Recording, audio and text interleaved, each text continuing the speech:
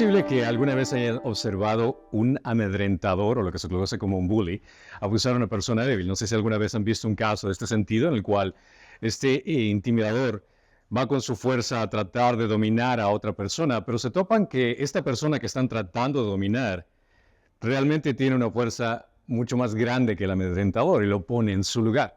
Realmente cae esa satisfacción al ver que esta persona quería hacer algo abusivo, pero de pronto subestimó la capacidad y el poder de la otra persona.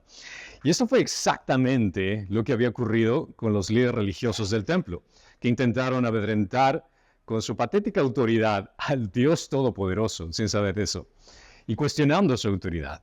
Hemos estudiado cómo Jesús los pone en su lugar, hablándoles acerca de la parábola, específicamente, en la cual los pone entre la espada y la pared, el no poder contestar la pregunta, y se vieron forzados a confesar su ignorancia cuando está hablando acerca de la autoridad. Si es que te una pregunta, bueno, respóndeme qué autoridad tenía Juan el Bautista.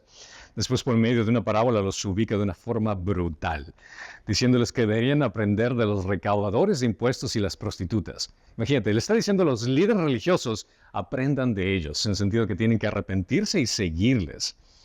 Pero Jesús no se quedó allí. Si de por sí ya los había humillado, ahora los destruiría por completo con la siguiente parábola. Esta parábola que vamos a estudiar tiene cierto parecido a la anterior dirigida a los líderes religiosos. En ambas hay un padre de familia o un propietario. En ambas hay una viña. En ambas sale el tema de malas actitudes por parte de los que trabajaban en la viña. Y en ambas sirven para denunciar a los dirigentes judíos. Pero existen notables diferencias entre ellas. La parábola anterior de los dos hijos fue breve y sirvió para ilustrar solamente un punto de discusión de Jesús para aclarar acerca de la autoridad que él tiene por Juan el Bautista. En cambio, en esta parábola no solo nos ofrece, sino los ofende específicamente a los líderes religiosos, sino que los condena. Se presenta a ser leída como una alegoría, como un equivalente espiritual con muchos detalles, mientras que la primera parábola no afecta para nada la interpretación de la realidad. En esta descripción los detalles es mucho más amplio por cada una de las cosas que se menciona. Así que vamos a estudiar a Mateo, capítulo 21, del 33 al 46. Así que abran sus Biblias a Mateo, capítulo 21, del versículo 33 al 46. Escuchen otra palabra. Había una vez un hacendado que plantó una viña y la cercó con un muro, y cavó en ella un lagar y edificó una torre. La arrendó a unos labradores y se fue de viaje. Cuando se acercó el tiempo de la cosecha, envió sus siervos a los labradores para recibir sus frutos. Pero los labradores, tomando a los siervos, a uno lo golpearon, a otro lo mataron y a otro lo apedrearon. Volvió a mandar a otro grupo de siervos, mayor que el primero, y les hicieron lo mismo. Finalmente les envió a su hijo diciendo, respetarán a mi hijo. Pero cuando los labradores vieron al hijo, dijeron entre sí, este es el heredero, vengan, matémoslo y apoderarémonos de su heredad. Y echándole mano, lo arrojaron fuera de la viña y lo mataron. Cuando venga pues el dueño de la viña, ¿qué hará a esos ladrones? Ellos respondieron, llevará a esos miserables a un fin lamentable y arrendará la viña a otros labradores que le paguen los frutos a su tiempo. Jesús les dijo, ¿nunca leyeron en las Escrituras? La piedra que desecharon los constructores, esa en piedra angular se ha convertido. Esto fue hecho de parte del Señor y es maravilloso a nuestros ojos. Por eso les digo que el reino de Dios les será quitado a ustedes. Y será dada una nación que produzca los frutos del reino. Y el que caiga sobre esta piedra será hecho pedazos, pero sobre quien ella caiga, los esparcirá como polvo. Al oír las parábolas de Jesús, los principales sacerdotes y los fariseos comprendieron que él hablaba de ellos. Y cuando procuraron prender a Jesús, tuvieron miedo de la multitud, porque ellos lo tenían como profeta. Dios, verbo hecho carne, permítenos venir ante ti, Señor, con esta palabra, abiertos a ser sorprendidos. Siléncianos nuestras agendas, destierra nuestras suposiciones, echa fuera nuestro desapego casual, confunde nuestras expectativas, limpia las telarañas de nuestros oídos. Penetra los rincones de nuestros corazones con esta palabra. Sabemos que puedes, Señor, y oramos para que lo hagas.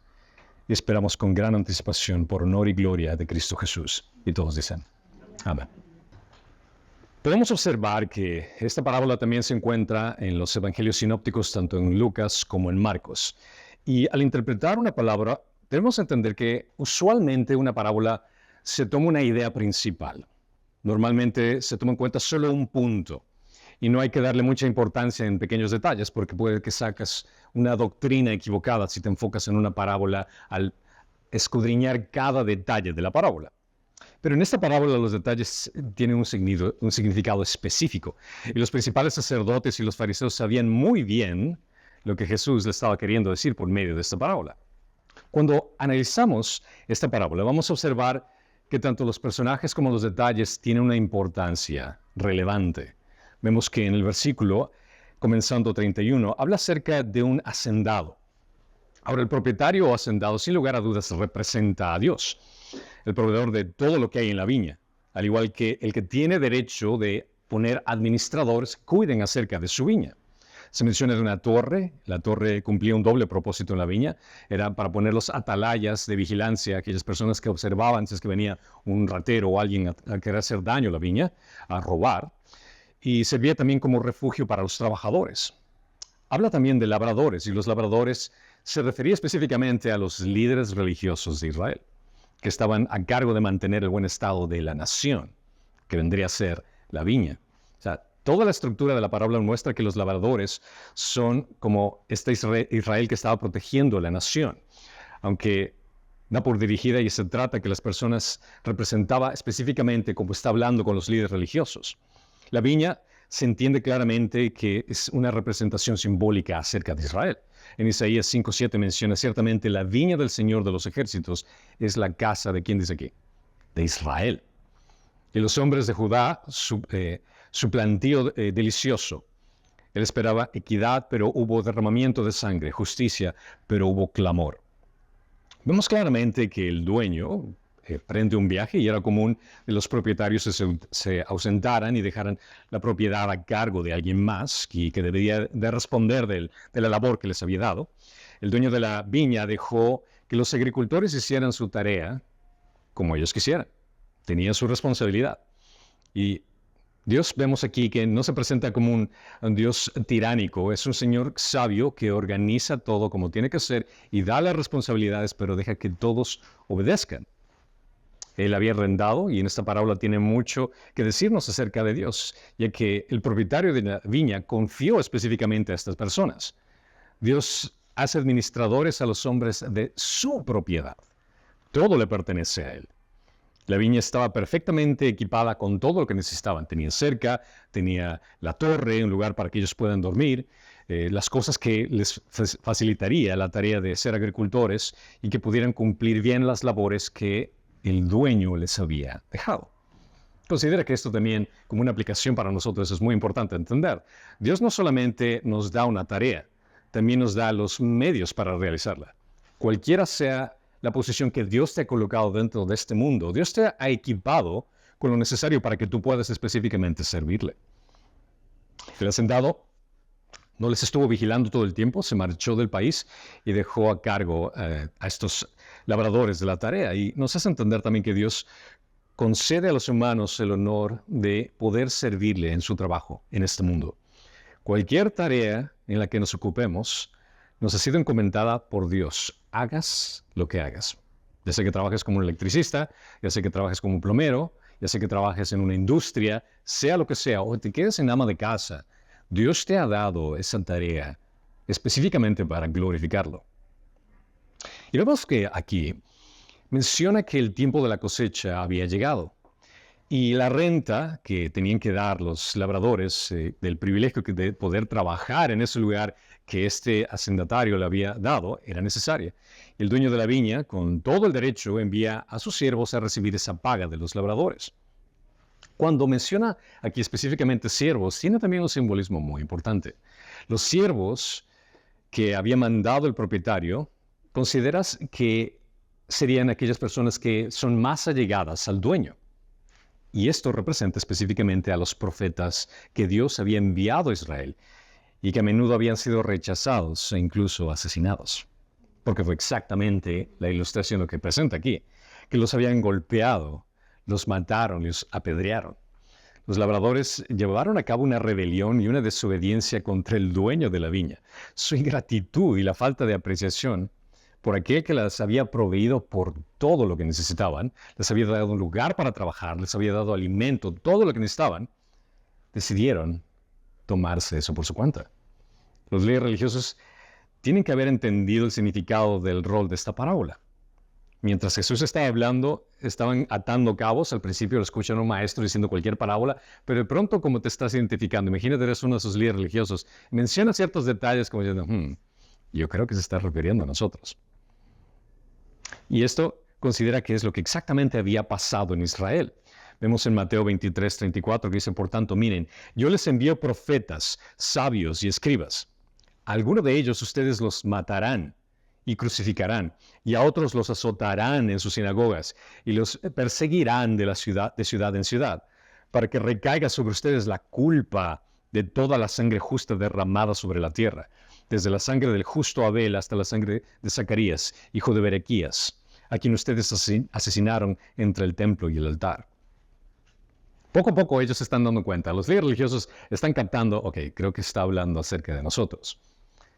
La idea después de que el dueño iba a enviar un grupo mayor que el primero, no implica específicamente que sean más personas, sino que este grupo mayor implica de mayor autoridad. Cuando recibieron este grupo de mayor autoridad, el mismo trato implicaba que no solo era una culpa adicional, sino que incrementaba la culpa de que estos labradores estaban adquiriendo. La falta de castigo inmediato, puedes entender que también despliega la bondad del dueño, del propietario. Y eso también, al igual el espíritu de rebelión y maldad decidida por parte de los labradores. Esta ilustración habla increíblemente de la paciencia de Dios. Porque en esta ilustración inmediatamente dirías, pero ¿por qué no envía a ser castigados, a que los pongan presos? Pero esto es nuevamente para expresar la paciencia, la bondad de Dios. Esta ilustración nos habla acerca de esto. No se presentó repentinamente para vengarse cuando el primer mensajero fue maltratado. Les dio a los agricultores oportunidad tras oportunidad para que respondieran a su responsabilidad. Y Dios tiene esa paciencia con las personas a pesar de sus pecados y no quiere simplemente eliminarlas. Es por eso que cuando a veces la gente te dice, bueno, Dios es un Dios de ira. Mira el Antiguo Testamento. Al contrario, el Antiguo Testamento tiene que ser ese ejemplo de la misericordia constante de Dios, enviándole profeta tras profeta, diciéndole que se arrepientan, pero no. Ellos tercos querían hacer lo que querían hacer. Y en esto menciona la parábola que finalmente envía a su hijo. Y dice, respetarán a mi hijo. Por supuesto, era el heredero. El hijo que llegó al final no era otro que la representación de Jesús mismo, representando en esta parábola, colocándose por encima de la sucesión de los profetas y con mayor relevancia e importancia dentro de la historia. Los que habían venido antes que él eran mensajeros de Dios, no se les podía negar ese honor, pero eran simplemente siervos. Este era el Hijo. Esta parábola contiene una de las más claras presentaciones que Jesús se puso en sí mismo como ser único, de ser diferente y sea más grande de los que habían venido previamente. Si uno quiere entender la declaración de que Jesús es Dios, en una parábola también lo presenta aquí. Es el hecho que él envió primero un grupo, envió otro grupo más importante, pero dijo, voy a enviar a mi hijo, que no se compara con el resto. Ahora, tú pensarías que los labradores van a reaccionar de mejor forma, pero ellos entraron en su corazón prácticamente respondió lo que estaba dentro y dice, matemos al heredero. El hijo en su calidad de heredero sería el futuro beneficiario del viñedo. Y los labradores que arrendaron el viñedo consideraron, si matamos al hijo, la heredad ya no existe, por ende va a ser esto nuestro. En una historia tan descabellada para cualquiera que escuche, existió un doble propósito. Considera que Jesús presentó al mismo tiempo su destino, pues lo que iba a ocurrir con él y la condenación de Israel. Jesús estaba hablando por medio de una parábola que sabía lo que le iba a ocurrir. Y este detalle deja claro que Jesús sabía lo que le esperaba. En esta parábola, las manos de los malvados mataron al hijo fuera de la viña. Y eso también tiene un significado, porque en Hebreos 13:12 menciona, por lo cual también Jesús, para santificar al pueblo mediante su propia sangre, padeció fuera de la puerta. Hasta en estos pequeños detalles, él estaba haciendo este énfasis. Jesús no tuvo nunca la menor duda acerca de lo que le esperaba. Él no murió porque no tenía más remedio. Fue la muerte voluntaria que iba a ser su destino, el cual él no iba a rechazar. Recordemos que en el camino a Jerusalén, él no mencionó una, no mencionó dos, pero 3 veces que iba a ser asesinado en Israel por los líderes religiosos.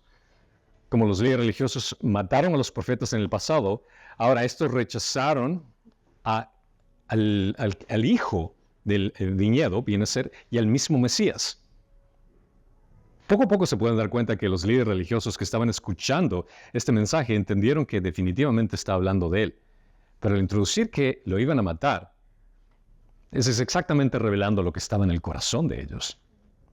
El significado de la parábola es bien claro. El propietario de la viña viene a ser Dios, que había arrendado su viña, que viene a ser la teocracia, con su pueblo antiguo. Teocracia viene a ser el hecho de que en vez de una democracia que todos vienen a ser el voto popular, teocracia viene a ser el que Dios dirige. Y una vez instituido el pacto, los deja a cargo como sus representantes ante el mundo. Su responsabilidad había sido de poder expresar al mundo quién es Dios, que ser un pueblo escogido, diferente, santo. Y las expectativas eran claras. Luego, a su debido tiempo, envió a siervos, los profetas, para recoger sus frutos. Vemos que ellos habían sido enviados para darles advertencias al pueblo de Israel porque se habían rebelado una y otra vez, estaban desobedeciendo una y otra vez, y muestra misericordia al no intervenir inmediatamente. Es increíble. Por siglos, una y otra vez, mostrando esa misericordia al pueblo de Israel. Ellos no, de tercos. Pero en vez de entregar sus frutos propios de arrepentimiento, solo maltrataron a sus mensajeros y finalmente acabaron matándolos. En su tolerancia envió finalmente a otro más importante. ¿Y quién era? Juan el Bautista. Más importante que los anteriores. Incluso menciona a Jesús, no hay nadie más grande que Juan el Bautista. Y aún así, lo rechazaron y fue asesinado. Y al final les envió a su propio Hijo, Jesucristo. Su aparición les hizo sentir que habían entrado ahora en una lucha decisiva por la viña, para asegurar su poder, y echaron fuera al heredero legítimo de su propia posesión y luego lo mataron. ¿Qué historia tan descabellada puedes imaginar? Después de narrar esta parábola a los líderes religiosos, Jesús quiso despejar toda duda del entendimiento de la parábola. Así es que por sí te vas a topar con un líder religioso que va a decir, imagino qué significará esto. Les voy a recalcar para que no quede duda. Y les hace esta pregunta: cuando venga el dueño de la viña, ¿qué hará con esos labradores? Se lo pregunta a ellos para que se den cuenta tanto de su atrocidad como de la gravedad y la condena, apelando a la justicia por lo que habían hecho y lo que harían más adelante con Jesús. Y ellos obviamente responden: llevarán a los miserables a un fin lamentable. Ahora, muchos pueden pronosticar fácilmente las funestas consecuencias de los pecadores de otra persona. Es muy fácil darse cuenta de los pecados de alguien más. Es muy fácil apuntar con un dedo: mira lo que tú estás haciendo. Tú estás mal. Es muy fácil el decir los errores que tienen otros. Pero recuerda que cuando tú estás apuntando con un dedo, hay 3 que se están dirigiendo a ti. Así que no puedes jactarte de decir, mira a ese pecador, cuando tú también eres más pecador que los demás. Utilizando sus propias palabras, reveló una realidad acerca del juicio de Dios. El juicio severo de Dios tiene lugar cuando rendimos cuentas a nuestro Creador de la tarea encomendada. Todos vamos a rendir cuentas ante Dios. Hay una gran diferencia en el estilo como se va a rendir cuentas. Considera que para una persona que está en su pecado, esa persona va a tener que rendir cuentas a Dios por qué es lo que ha hecho con su vida. Y obviamente dentro de lo que ha hecho con su vida está toda esa serie de pecados por el cual tiene que ser castigado por toda la eternidad. No existe nada que esa persona pueda hacer por su propia cuenta para borrar sus pecados. Si lo ponemos en términos prácticos, cada ser humano en la historia de la humanidad estaría en presencia de Dios y sería castigado en el infierno por todo lo que ha hecho, porque no hay ni siquiera uno que sea bueno, nadie que haga el bien. Pero la diferencia viene a ser Cristo. En Cristo, nosotros hemos sido redimidos. Su justicia ha sido imputada en nuestras vidas. Su perfección ha sido atribuida en nuestras vidas. Somos salvos por lo que Él hizo por nosotros en la cruz. Amén, aleluya, gloria a Dios. No hay nada más que tú puedas añadir. No hay nada más que tú puedas contribuir para tu salvación. Es única y exclusivamente por el trabajo culminado que Cristo hizo en la cruz por nosotros. Pero considera que Él te salvó para glorificarlo, para hacer obras de justicia. Y nosotros también vamos a tener que rendir cuentas de nuestro servicio ante Dios.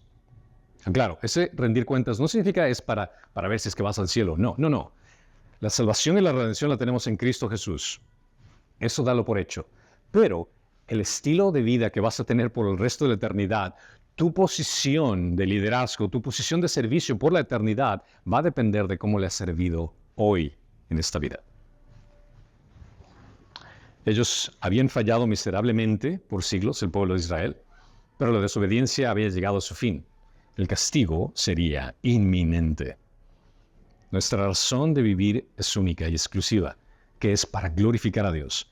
Una persona que ha llegado a su más bajo nivel cuando se ha enfocado en su vida en vivir egocéntricamente para sí, va a tener que sufrir las consecuencias. Si Dios creó un ser humano y ese ser humano se enfoca única y exclusivamente para vivir para sí mismo, para Dios es un ser inútil. Yo te creé con un propósito y un propósito exclusivo para glorificarme. Y no lo hiciste. Y tristemente esta persona que no tiene esa relación por medio de Cristo vive su vida vacía. ¿Por qué? Porque no está cumpliendo su cometido. Todos tenemos esa eternidad en nuestro corazón que realmente tenemos que poder llenarlo únicamente con el Dios eterno. Pero tristemente tratamos de buscar cualquier cosa que este mundo tiene que ofrecer, como dinero, posesiones, éxito, educación, familia, cualquier cosa que tratemos de llenar esa eternidad, pero es imposible. No existe nada que el Creador haya creado que puede satisfacernos de la misma forma que el mismo Creador. La gran diferencia y lo que hace una vida completa y plena es el hecho de que cuando entendemos que Cristo nos ha redimido y entendemos que el propósito de nuestra vida es de glorificar a Dios, entiendes cuál es la función que Dios te ha puesto en este mundo y no existe nada más placentero que cumplir el propósito por el cual Dios te ha puesto aquí, en cualquiera que sea el contexto donde tú te encuentres. Ahora, Jesús les había dado una parábola anteriormente para decirle, ustedes tendrían que aprender de los pecadores que se arrepintieron y reconocieron el mensaje de Juan el Bautista. Y aquí vemos que no solo les dice que aprendan de los pecadores, sino que les dice a ustedes, les voy a quitar ese privilegio. Dice que iba a arrendar la viña a otros que paguen los frutos de su tiempo. Poner el viñedo en manos de otros labradores que le darían al propietario los frutos de su viña. Ciertamente Jesús tenía en mente a los discípulos que cumplieron fielmente su labor al establecer la iglesia. Y por medio de la iglesia, el cuerpo de Cristo pueda dar los frutos que glorifiquen al Padre. Y Jesús ahora les trae las Escrituras que debían de conocer. Les dice, ¿nunca leyeron esto en las Escrituras? Salmo 118 menciona, esa es la cita que está refiriéndose, la piedra que desecharon los edificadores ha venido a ser la piedra principal del ángulo.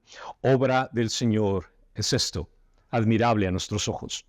Ahora el contexto, y obviamente tenemos que analizar específicamente qué es lo que el salmista estuvo hablando. El contexto del salmista se refería en esta figura a la nación de Israel, que era la nación despreciada y rechazada. A los judíos los odiaba todo el mundo, y hasta ahora sigue exactamente la misma situación. Habían sido siervos y esclavos de muchas naciones, pero a pesar de Dios, la nación que despreciaba a todo el mundo era el pueblo escogido por Dios. Ellos eran los constructores que edificarían el reino de Dios. Pero lamentablemente estos constructores rechazaron la piedra más importante, que era Cristo. Los principales sacerdotes y los ancianos eran los que iban a hacer edificar el reino de Dios aquí en la tierra. Eran supervisores del templo y la palabra y no aceptaron al Señor del templo ni admitieron sus doctrinas o leyes que venían de su boca. Se deshicieron de él como una piedra que solo serviría para ser pisoteada. ¿Te imaginas el hecho de que tú estés, por poner un ejemplo ilustrativo, que tú eres un ingeniero y pones a cargo a un grupo de obreros que se encargan de construir una casa y les das el material más importante para construir esa casa? Y dicen, no, sabes que no, voy a hacerlo por mi propia cuenta. Así de insultante suena el hecho de que ellos rechazaron a la piedra angular, la piedra más importante, a Cristo mismo. Y esto menciona que esta labor, este proceso fue hecho por parte del Señor. Y es maravilloso en nuestros ojos. Dios en su soberanía y providencia permitió todo esto para que Jesucristo sea humillado. Vemos el hecho de que ellos eran los edificadores y aún así, a pesar de que eran los constructores, rechazaron. Pero esto estaba en el plan de Dios. Nada que sucedió fue algo que Dios se haya sorprendido. Dios incluso en medio de esto, de su soberanía, en su providencia, permitió que esto ocurra, a pesar del rechazo. Me gusta lo que dice el pastor Randy Smith, que dice la parte más importante de la revelación de Dios al hombre fue rechazada por las mismas personas que deberían haberlo visto con más claridad y haberlo estimado más profundamente. Pero fue Dios el Padre quien vio a Dios el Hijo rechazado por su propio pueblo. Vio al Hijo crucificado en la cruz, arrojado como una piedra desechada en una colina de muerte llamada Calvario. Y fue Dios el Padre quien se negó a dejar a su Hijo en una vieja tumba polvorienta y lo recogió. Lo resucitó de entre los muertos y lo puso en el lugar más importante, como la piedra angular. La piedra angular. Es por eso que Jesucristo es la piedra angular sobre la cual se define la redención o la condenación, tanto de judíos como de gentiles. No existe ninguna otra alternativa, no existe ningún otro camino. Jesús es la única alternativa que tenemos. Él es el único camino, la única verdad, es el significado de la vida. Nada puede haber fuera de Él. Y ahora les presenta la condena específicamente que viene después de esto. En versículos 43 y 44 menciona que el reino de Dios se le iba a ser quitado a ellos y dado a otra nación que produzca fruto para el reino. Lo curioso del caso es que Jesús les preguntó a ellos, ¿qué crees que debería ocurrir con estos labradores? No, pues se los tiene que quitar y dar a otros. Aunque, perfecto, porque eso es exactamente lo que voy a hacer con ustedes. ¿Te imaginas como un líder judío en ese entonces? Así que, no, yo apunto con el dedo así, esos de allá son lo peor. Ah, perfecto, porque esos de allá eres tú. Qué humillante. El mensaje fue claro e inconfundible. Una predicción terrible para los líderes religiosos. Nacionalmente, el control religioso se les sería quitado y dado a otra nación que realmente dé frutos. Considera esto. A los judíos les pertenecía la adopción y la gloria. En Romanos 9:4 menciona, porque son israelitas a quienes pertenece la adopción como hijos y la gloria, los pactos, la promulgación de la ley, el culto y las promesas de quienes son los patriarcas, de quienes según la carne procede el Cristo, el cual está sobre todas las cosas, Dios bendito por los siglos de los siglos. Amén. A ellos se les había confiado la palabra de Dios, grande en todo sentido, en primer lugar, porque a ellos les ha sido confiados los oráculos de Dios. De todas las naciones del mundo, Dios escogió a los judíos y Él decidió comunicarse única y exclusivamente con ellos. No lo hizo con los chinos, no lo hizo con los egipcios, no lo hizo con cualquier otra nación. Con un pueblito en un lugar recóndito se comunicó Dios, de la forma más humilde, si podrías decirlo de esa forma. Y la sagrada comisión de la verdadera religión revelada y de llevar el alto nombre de Dios al mundo era exclusivamente de los judíos. Salmo 76, 1, 2, Dios es conocido en Judá, grande es su nombre en Israel. En Salem está su tabernáculo y en Sión su morada.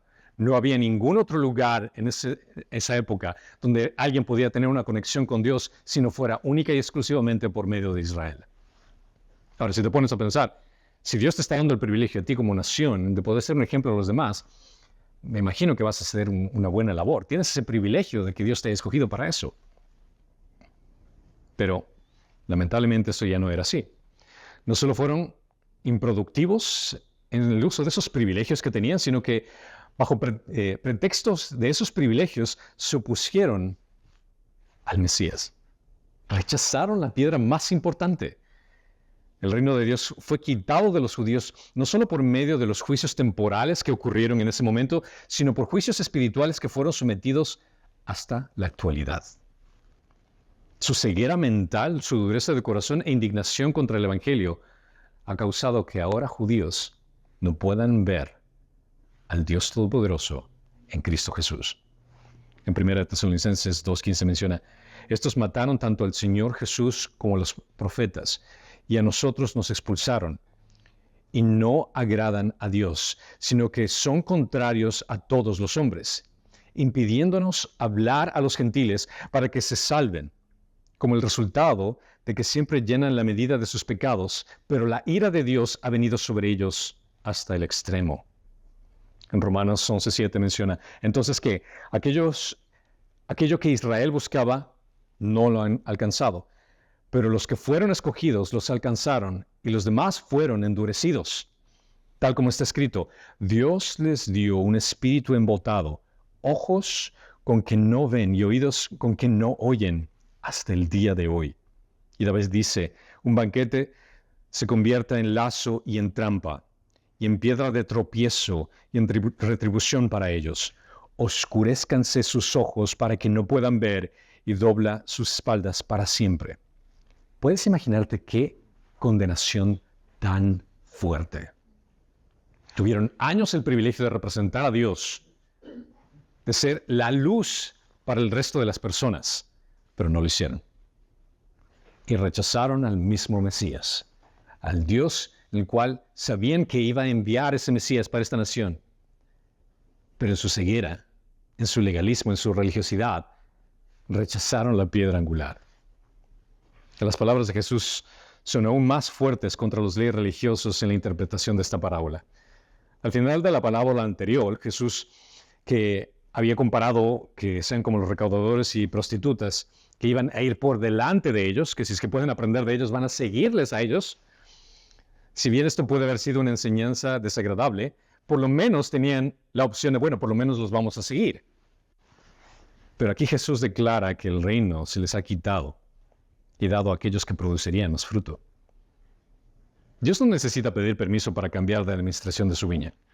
Nosotros, los gentiles, que no habíamos sido pueblo de Dios, nos convertimos en los predilectos del cielo. Y la razón por la cual hago este énfasis es para que entiendas el privilegio que tienes. Dios escogió al pueblo de Israel. Lo rechazaron una y otra y otra y otra vez. Envió profetas y aún así los mataron. Enviaron al Mesías. Y Dios envió al Mesías y a él lo mataron. Jesús dijo, ok, perfecto. Se los voy a quitar de ellos y se los voy a dar a ustedes, gentiles. Y es muy importante para que nosotros entendamos ese privilegio. Que tenemos acceso y somos predilectos del cielo por lo que Él hizo por nosotros. 1 Pedro 2:10 menciona a ustedes que en otro tiempo no eran pueblo, pero ahora son el pueblo de Dios.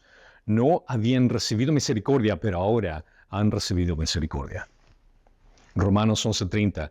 Pues así como ustedes en otro tiempo fueron desobedientes a Dios, pero ahora se les ha mostrado misericordia por razón de la desobediencia de ellos. ¿De quién estoy refiriéndome? De los judíos. Así también ahora estos han sido desobedientes, para que por la misericordia mostrada a ustedes, también ellos ahora les sea mostrada misericordia. Qué increíble. Al principio, Jesús les dice, sean como los recaudadores de impuestos y prostitutas, arrepiéntanse. Ahora, siendo judío, el hecho que digas, no solo tienes que seguirlos a ellos, ahora tienes que seguir a gentiles. Sigue el ejemplo de gentiles. Si los judíos detestaban a los gentiles, los puso en una posición realmente incómoda. Este plan de alcanzar a los gentiles es el misterio que conmovió al apóstol Pablo. pero enfureció a los judíos en su arrogancia y en su prepotencia.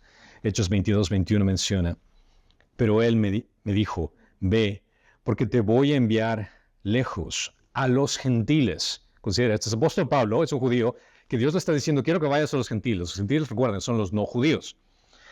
La multitud lo oyó hasta que dijo esto. Entonces alzaron sus voces y dijeron, quita de la tierra a ese hombre. No se le debe permitir que viva. Puedes entender que arrogancia y prepotencia de los judíos, que cuando Dios le dice a Pablo, ve y predica a los gentiles, estos judíos preferencia que muera este Pablo.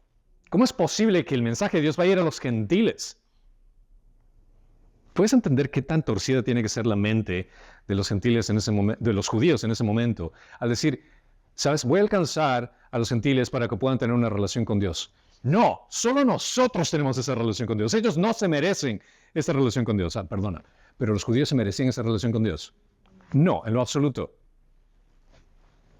Tristemente, esa dureza de corazón les causó una condenación que hasta ahora vemos.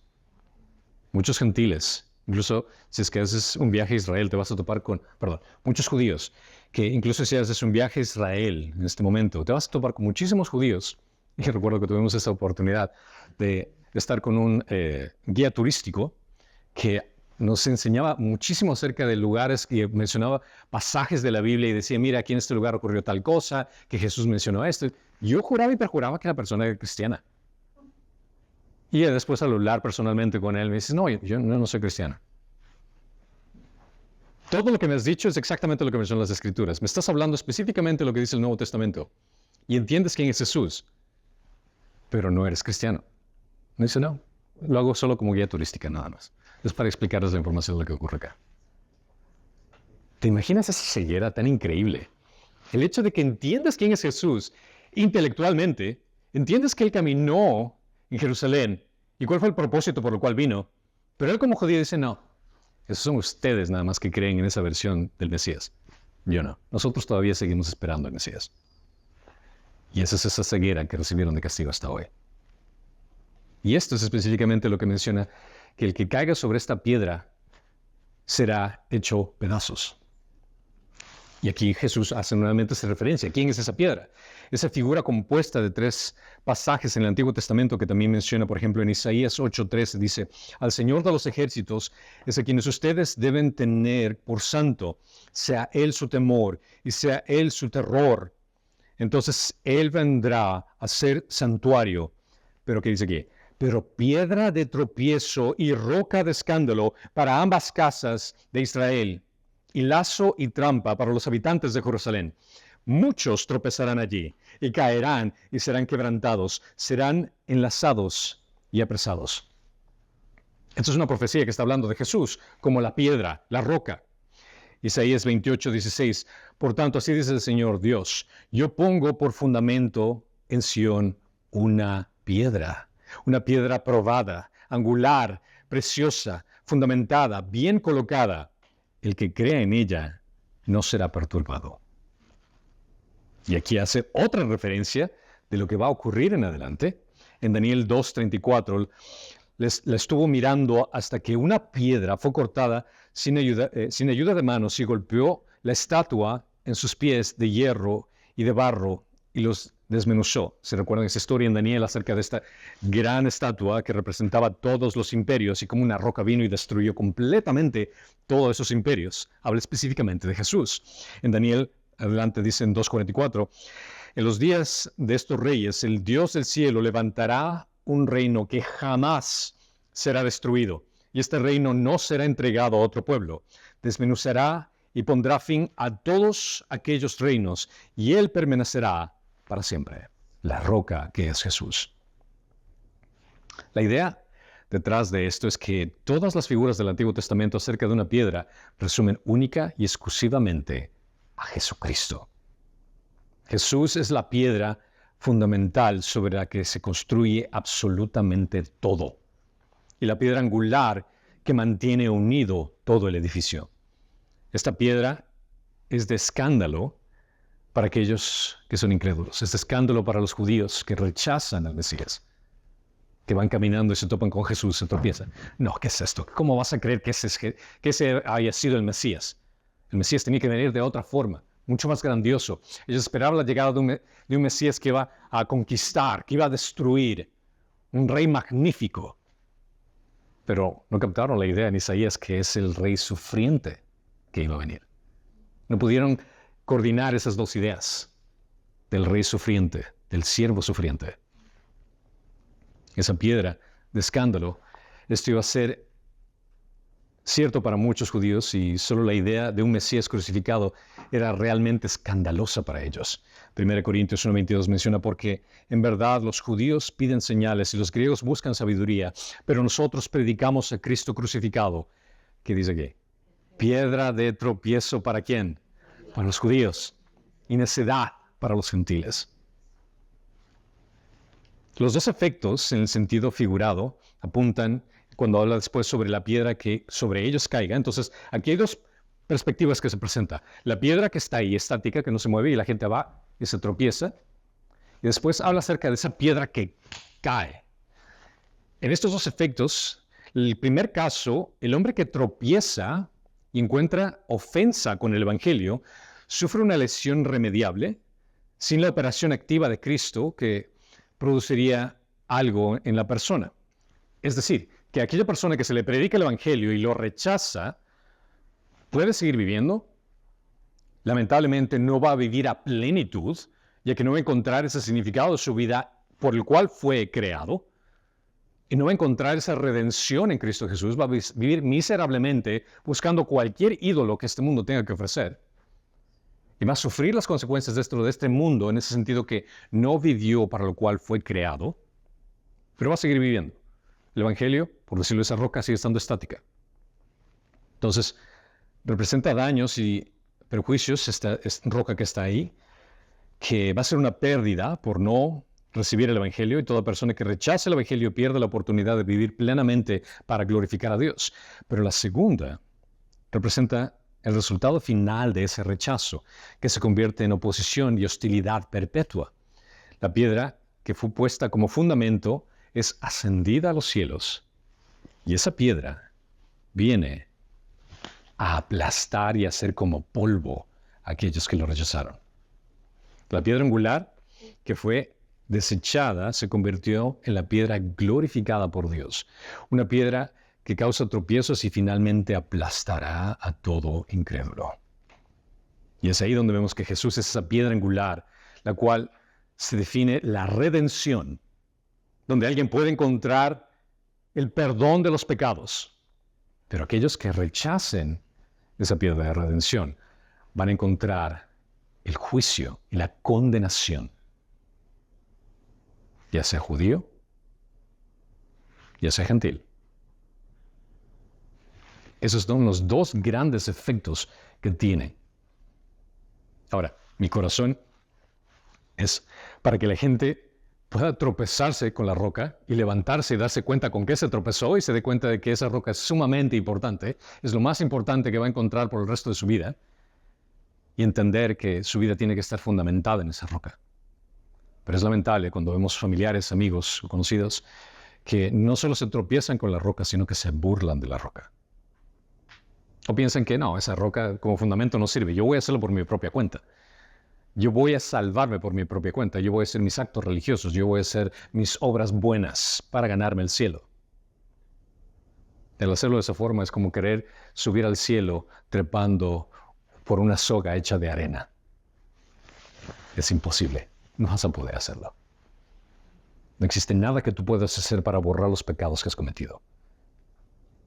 La única solución es el hecho que el Dios eterno, aquel que vino a este mundo, que vivió esa vida perfecta, que nosotros no somos capaces de vivir, que dio su vida voluntariamente en esa cruz para recibir el castigo y la muerte que nosotros deberíamos de recibir, y que fue resucitado en el tercer día para prometernos esa vida eterna y empoderarnos por medio del Espíritu para poder ser obedientes a lo que Él nos pide.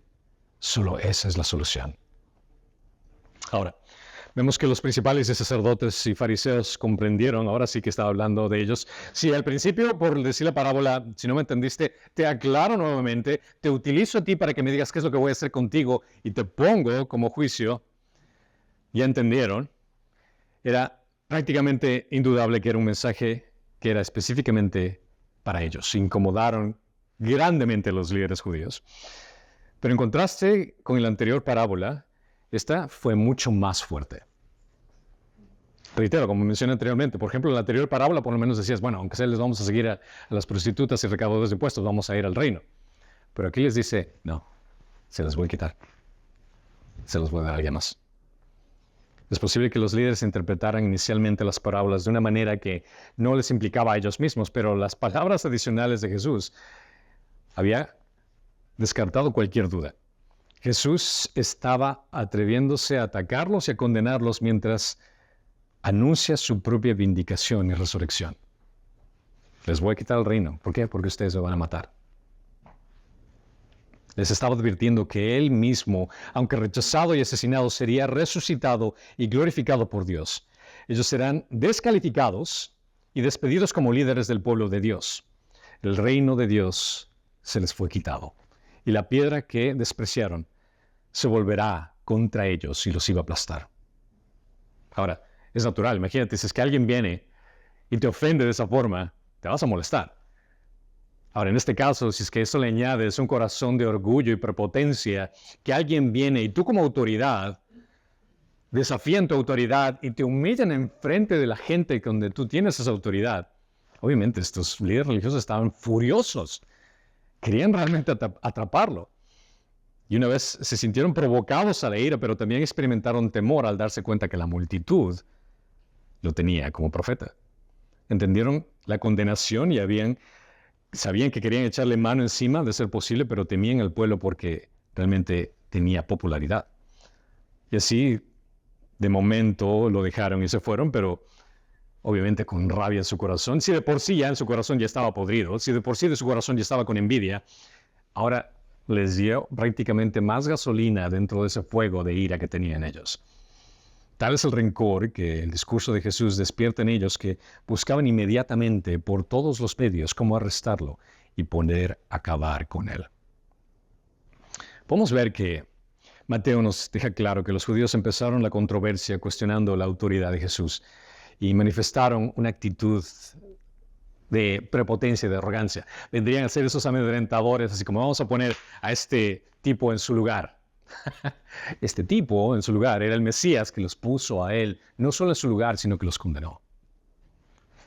Por medio de las parábolas los humilló y enfatizando el plan de que él es la piedra que rechazarían los constructores, que esa piedra se iba a construir, esa piedra se iba a constituir en esa piedra angular. El reino de Dios sería quitado de los judíos y entregado a los gentiles para producir fruto. La piedra se iba a construir en ese juez para ellos.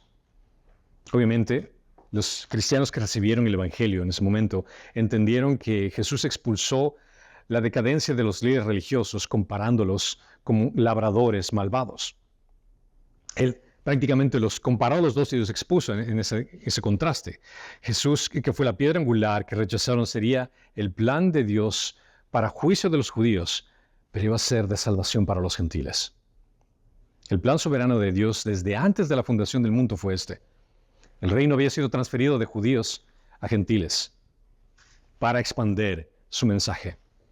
Ahora, no debemos de malinterpretar el desheredamiento, por ponerlo de esa forma, de Israel, según la carne y la sustitución de los gentiles en su lugar. Así como los gentiles, vamos a ver en el Antiguo Testamento, formaron parte de Israel, de la misma forma, tampoco podemos pensar de que los judíos no van a formar parte de los gentiles. Y eso es lo que vemos claramente a aquellos que se llaman judíos mesiánicos. Esa es una forma de decir, yo soy cristiano, tengo mi identidad judía, pero yo soy judío mesiánico que me identifico con Jesucristo. Entonces, así como el propósito de Dios es construir la simiente de Abraham en el Antiguo Testamento para bendecir todas las naciones, ahora utiliza a los gentiles para expandir el Evangelio por medio de la iglesia. Los hombres van a rechazar a Cristo, lo negarán, se van a burlar de él, pero llegará un día cuando descubrirán que aquel Cristo que rechazaron será el mismo Cristo que los va a condenar. Aquel hombre que fue colgado en un madero llegará a ser juez y rey de todo el mundo para la vista de los seres humanos. Él de por sí ya lo es. Dios estableció su plan soberano por medio de Israel para bendecir a todas las naciones. La primera venida de Cristo fue para redimir. Cristo era la piedra angular que vino a redimir a un mundo condenado a la ira y al infierno por toda la eternidad. Y el corazón de nosotros es que primero podamos entender esa realidad y el propósito por el cual estuvimos aquí. Y el propósito que Dios nos da por medio de esa redención de servirle completamente. Pero aquel que lo rechace va a tener otro tipo de relación con Jesús. No de misericordia, no de gracia, no de perdón, sino de castigo, de ira, de justicia. Y no va a haber otra oportunidad más que la que tenemos en este momento. Mientras tengas aliento de vida, la única forma en que puedes tener esa reconciliación con Dios es única y exclusivamente por medio de Jesucristo. Pero para nosotros entender esto, el privilegio que les había dado a los judíos se nos ha dado ahora a nosotros los gentiles. Y es por eso que tenemos que leer las Escrituras y aprender de los errores de los demás. Esto es sabiduría. El poder aprender de lo mal que hicieron ellos y no hacer lo mismo. Y ser la sal y la luz que Él nos ha llamado a ser. Cada uno de nosotros somos embajadores de Cristo. Donde quiera que tú vayas, la gente va a notar que eres diferente. ¿Por qué? Porque Dios está en ti. Y ahí es donde nosotros tenemos que representarlo de la mejor forma. Tienes ese privilegio. Has sido adoptado, redimido, escogido. Vive con ese privilegio y camina con dignidad, sabiendo que el Dios Todopoderoso te ha dado la oportunidad de glorificarlo por medio de tu vida. Amén. Padre Santo, Señor, gracias te damos por este regalo tan preciado de llamarte Padre, de haber sido adoptados. Señor, realmente no merecíamos nada más que tu ira, tu justicia, pero la muestra de tu misericordia y tu gracia es mucho más de lo que podemos anhelar. Y queremos vivir, Señor, agradecidos, sirviéndote, obedeciéndote, Señor, porque es lo mínimo que podemos hacer, entregando nuestra vida por completo ante ti. Ayúdanos por medio de tu Espíritu, Señor, a poder ser más como Cristo. Y donde quiera que nos pongas, Señor, representarte de la mejor forma. Te lo pedimos en Cristo Jesús. Y todos dicen...